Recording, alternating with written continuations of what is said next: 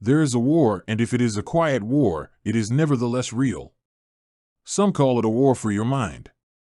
This depiction is a good approximation of the reality, for ultimately this war, if successful, will change the way you think. It has already altered the consciousness of billions of people. At the end of the conflict, reality will be forever altered for those who remain. People find this idea of a changed reality strange. It is not that strange. It is difficult to conceive of a parallel universe. It is more difficult to imagine transferring to one. But ultimately, whatever you think, feel, or know is in your mind. You can claim there is an external reality, but even if your claim is proven to be true, all you know is what your mind registers. And perhaps, what you think when you hear reality is not what is actually at stake. You might believe your mind is inviolable, especially if you think the mind is an abstraction and not a physical thing or the activity of a brain. The non-physical ought to be, and may be imagined to be, beyond the reach of other persons. Such is not the case. Think of a man, perhaps your father. Physically, he is unchangeable in the eyes of those who observe him, apart from the ravages of aging. But if someone accuses him of being an abuser of children, his life is forever altered and everything about him shifts. The man accused of harming children is never looked at the same again, regardless the accusation level of merit. The labels we attach to things are not neutral. The label is, or becomes the thing labeled. We do not know what a man is, other than the label we use and its definition. If we do not know what a man is as an idea, we could not identify a man if we saw one. The more identifiers attached to an object, the more classes of things it belongs to, and the deeper our knowledge of it we have. But the problem with pejoratives is that they become the thing labeled, or the man becomes the label used to describe him. A German is a German with all of the attributes of that group, but a German that is a Nazi is turned into a totally different creature. The question then becomes, what do we see when we hear the word human? Do we see anything at all? Does the word human have any meaning beyond that of an individual belonging to the group of primates known as Homo sapiens? Most conventional definitions start out with the assumption we are animals. It limits what can be said. Such taxonomists are restricted to defining man-animal in ways that make us quantitatively different from other animals. Yet, precise physical attributes are available to define other species.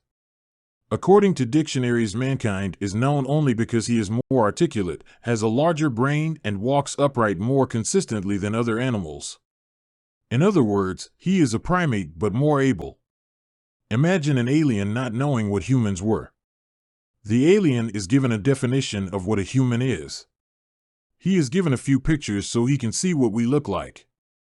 Would he be prepared to see the civilization we live in, were he to visit Earth?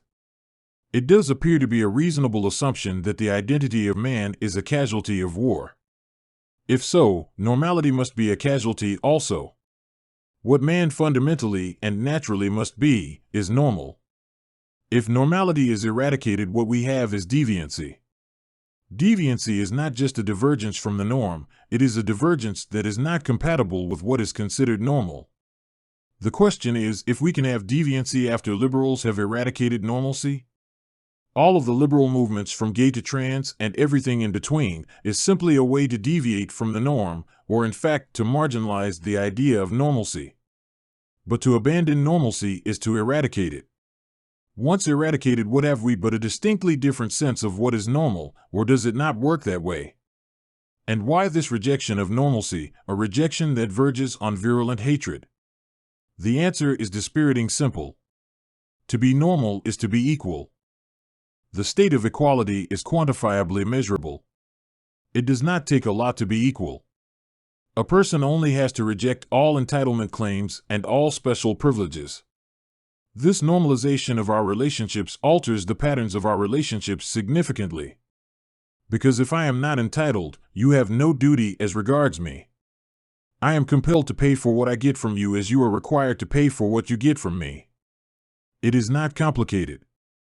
An entitlement is nothing more than an excuse not to compensate people for the goods and services you receive. Normals live by the rules of supply and demand. This is why conservatives oppose the regulatory state and subsidies to private organizations and individuals, though it often appears hard-hearted.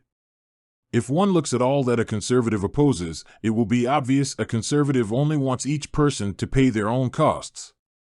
The obligation to pay for what we receive has its correlate in a rule regarding ownership. We own only what we create, and no one has a claim on anything created by another. When this rule is enforced, we of necessity must pay for what we receive. This effectively precludes anyone claiming they are entitled to anything they did not create. No one has a claim to what I create, therefore no one is entitled to benefit from my work, but me. If you wish something I have, then I am entitled to something you have that has equal value to me. If equality is unattainable and illusory, then there is freedom, and everything becomes permissible. Nothing leaves a person open to the sins of the flesh, more than believing normality is an illusion and a social invention of old white men. The war is against equality because equality forces us to embrace what is normal. Equality is akin to living on cash alone.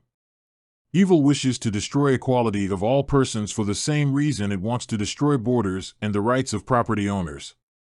Without the boundaries of equality, everything becomes permissible. If everything is permissible, then deviance becomes the new normal. But the new normal is not a new equality. Equality cannot tolerate deviance because deviance cannot pay its own way. Deviance requires inequity and power disparities. Deviance is founded on a culture of rapine. To understand this war we are in only requires us to understand equality and the unequal nature of deviancy. The deviant opposes equality for one reason alone: deviance needs to be subsidized, for it is always parasitic, and parasitism is not possible where we all equal and normalcy was the order of the day.